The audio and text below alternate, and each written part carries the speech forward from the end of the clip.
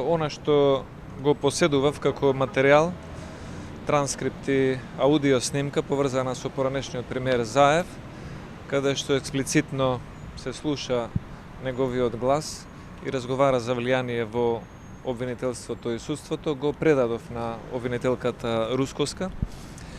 Направивме како и минатиот пат уреден записник и од незина страна беше споменато дека истиот ќе го обработуваат за да видат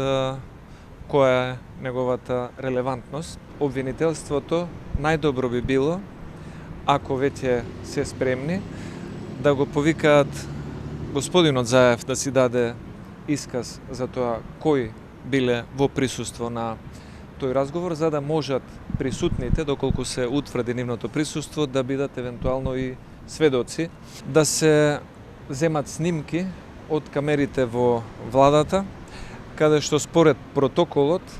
влезот и во владата и во кабинетот на премиерот се под постојан надзор од безбедносни причини и ќе може со сигурност да се утврди кој во текот на мај месец 2019 година бил на разговор на оваа тема.